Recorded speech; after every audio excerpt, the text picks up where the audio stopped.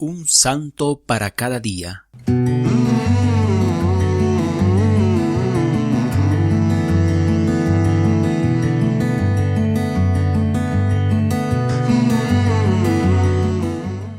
De agosto, Santa Juana de Chantal, fundadora, año 1641.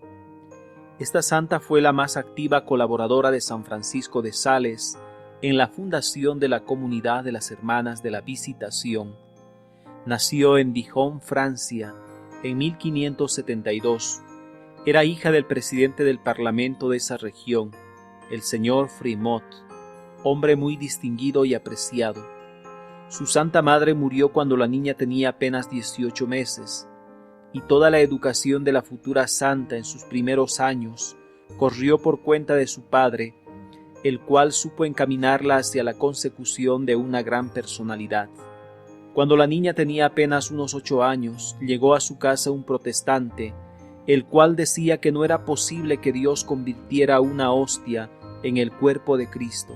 La jovencita le preguntó: ¿Usted sabe el credo? Claro que sí, respondió el otro. Pues dígalo. Y el protestante empezó a decir: Creo en Dios Padre Todopoderoso. En ese momento Juana lo interrumpió exclamando: No diga usted eso de que Dios es todopoderoso. ¿Por qué?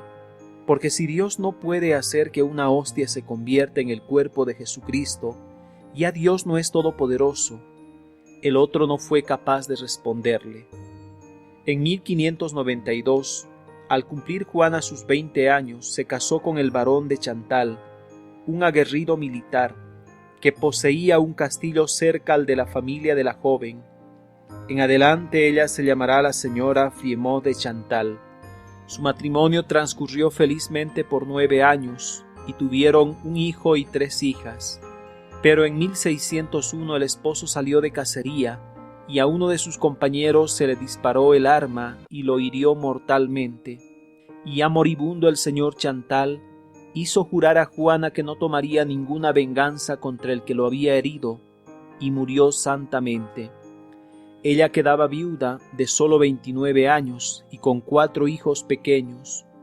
Fue después madrina de los hijos del que había matado a su marido, y para demostrar que sí perdonaba totalmente, ayudó siempre a esa familia. Desde el primer día en que se encontraron San Francisco de Sales y Santa Juana de Chantal, se dieron cuenta de que estaban destinados a ayudarse fuertemente en lo espiritual el uno al otro. La santa hizo con él una confesión general de toda su vida y le pidió que fuera su director espiritual. Esta amistad santa la hará progresar mucho en la perfección. El personal de servicio que había en el castillo de Dijon, donde Juana vivía, al lado de su suegro duro y gruñón, que la hizo sufrir muchísimo, pero del cual ella nunca se quejó. El personal de servicio, decimos, comentaba: Esta señora ha cambiado como la noche al día, desde que recibe consejos del santo obispo de Sales. Ahora es mucho más amable y bondadosa. La viuda Juana se dedicó a educar a sus hijos de la manera más esmerada que le era posible, y a administrar muy bien los bienes que le había dejado su marido, y a repartir cuantiosas limosnas a los pobres. Había hambre y escasez en el país, y cada día una gran fila de mendicantes llegaba al castillo a recibir abundante comida y buenas atenciones médicas. Su inmenso deseo era el de hacerse religiosa, pero San Francisco se oponía a ello, porque primero tenía que educar bien a sus hijos. Finalmente, cuando éstos ya estuvieron bien formados y preparados para triunfar en la vida, el santo aceptó que se fuera de religiosa. Pero entonces su padre y sus hijos se opusieron totalmente. El papá se le arrodilló llorando y le suplicó que no se alejara de los suyos, pero ella seguía inconmovible en su determinación de seguir su vocación. Su hijo se acostó en la puerta diciendo que tendría que pasar sobre él si quería irse de religiosa. La valiente mujer pasó sobre el cuerpo del muy amado hijo, y casi desmayada por su inmenso pesar se alejó llorando, y partió velozmente hacia el sitio en donde iba a empezar su labor de religiosa. San Francisco de Sales había preparado con muchos años de oración y de meditación la fundación de una nueva comunidad de religiosas. Las llamó Hermanas de la Visitación de la Santísima Virgen. El santo obispo encontró en Juana Francisca la mujer ideal para que le dirigiera su comunidad de mujeres. Así que en 1610 los dos santos emprendieron la fundación de esta nueva congregación que tantos triunfos religiosos le iba a proporcionar a la Iglesia Católica. Esta comunidad tenía la especialidad de que recibía personas aún con graves defectos y muy pobres, con tal de que tuvieran un fuerte deseo de llegar a la santidad.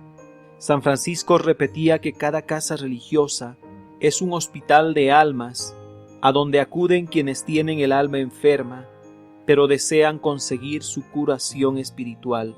Para ellas y para las demás mujeres que desearan llegar a la santidad por medios fáciles y sencillos, compuso San Francisco 3 libros formidables que han hecho inmenso bien en todo el mundo: La práctica del amor de Dios, el preferido por Santa Juana, y que la llevó a ella a un altísimo grado de amor hacia nuestro Señor, Las conversaciones espirituales y el arte de aprovechar nuestras faltas, que no fue redactado como libro por el santo, sino que ha sido extractado de los centenares de cartas que él escribió a las personas a las cuales proporcionaba dirección espiritual. Estos escritos, sumados a su libro más famoso, La Introducción a la vida devota, llevaron a la Madre Chantal y a sus compañeras a un altísimo grado de espiritualidad. En 1641 había visitado ya uno por uno los 65 conventos de su comunidad que tenía en varios países. Tenía 69 años. Le había dicho a nuestro Señor: puedes destruir y cortar y quemar todo lo que en mí y en mi vida te parezca que es necesario sacrificar para cooperar a la extensión de tu reino. Y Dios le había aceptado su generoso ofrecimiento. Extenuada y falta de fuerzas a causa de tanto trabajar y sacrificarse por la salvación de las almas, expiró santamente el 13 de diciembre de ese mismo año, 1641. El Papa la declaró santa en 1767. Su fiesta se celebra el 21 de agosto.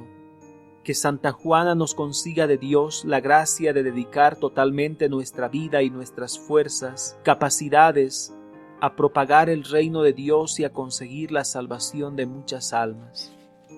Santa Juana de Chantal, ruega por nosotros. Para ser santo hay que obedecer, no hay santidad si no obedecer.